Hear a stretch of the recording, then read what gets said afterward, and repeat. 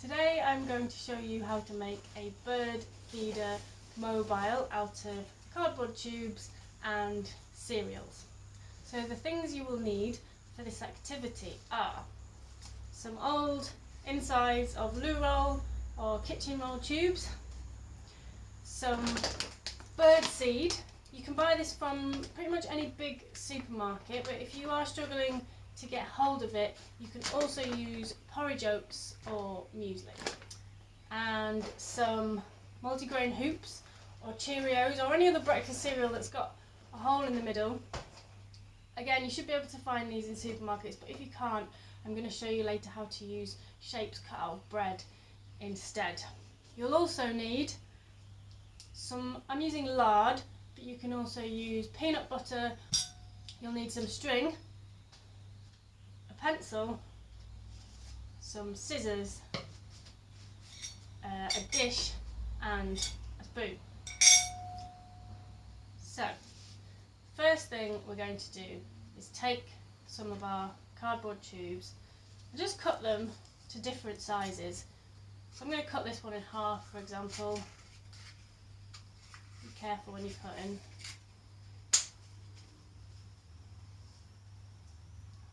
I'll cut this one into a few different segments. So once you've cut all your sections of tube, we're going to need to make some holes directly through the middle of them, so coming down from the top like that and again in the bottom. Now the way we do this, it's probably a good idea to get an adult to help you with this part, but if you just gently squash the tube like that and then take your scissors and just cut a little triangle like that on one side and then the same on the other side like that. And we'll do that with all our sections.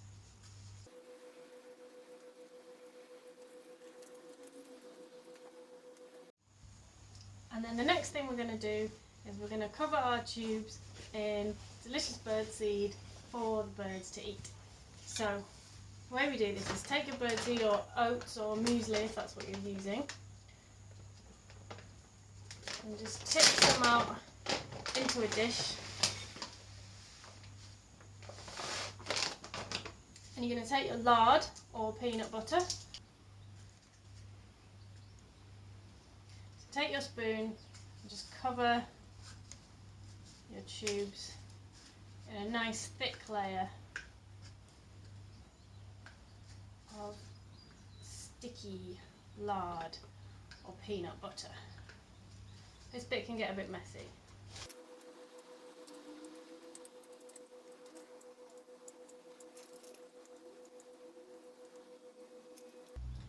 When your tubes are covered in lard, you're going to roll them in the bird seed and make sure it sticks fully to that sticky lard or peanut butter. You can kind of squish it on.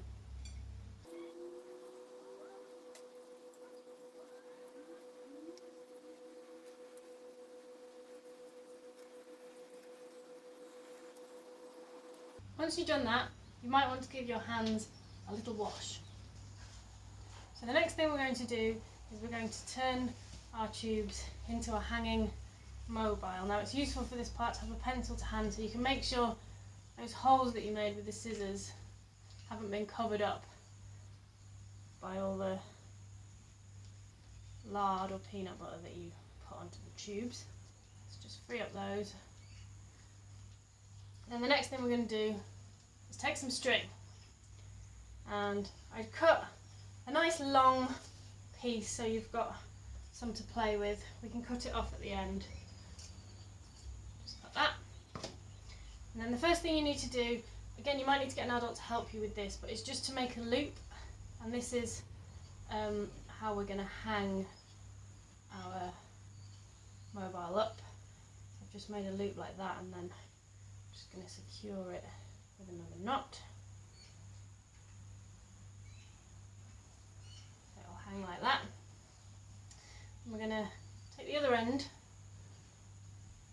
string, and this is where our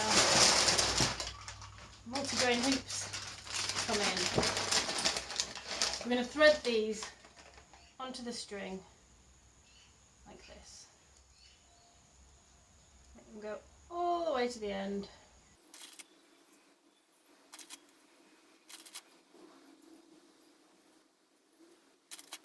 So remember I told you if you can't find any hoops or Cheerios anywhere, don't worry, because you can make little beads out of bits of stale bread.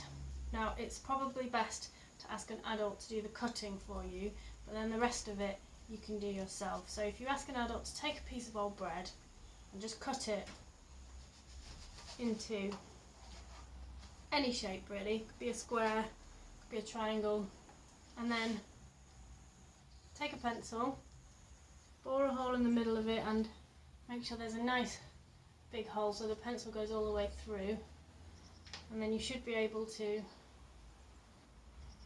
feed your string through the bread like that. And then once you've done a decent amount from the top, it's time to thread on your first tube.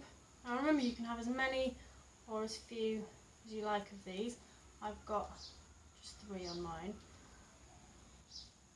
We're going to thread it through the first hole like that, and then I'm going to start adding more hoops again. And when you've got enough to fill the inside of your tube, you're going to thread the string through the other side. So we've got hoops going through the middle like that, and then we're going to continue with more hoops, and you're going to do this for all of your tubes connected by a single string.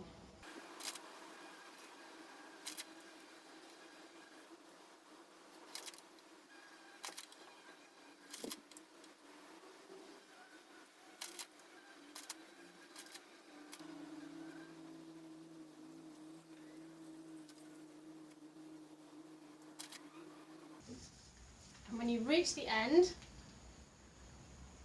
of your string, make sure it's pulled nice and tight, and then we're going to tie a knot at the end. If you tie it round one of the hoops, it'll help to keep it nice and secure. I usually do a double knot and just snip off some excess. And that is ready to hang. So now you've got your bird feeder mobile ready to hang. You can put it outside, somewhere that the birds can get to it. Birds like a bit of tree or bush cover, places they can hide, so I've hung it in this tree. If you hang it somewhere that you can see, maybe from a window in your house or somewhere you can sit in the garden and watch it, it's a good idea to spend 10 minutes each day, good times in the morning or in the evening, watching your bird feeder and seeing what birds you can see coming to it to feed. Might be a nice idea to note down how many birds you've seen and what they look like, and if you go to the RSPB website they can help you identify the birds that you've seen. You could also make sketches or notes of what the birds look like to help you identify them.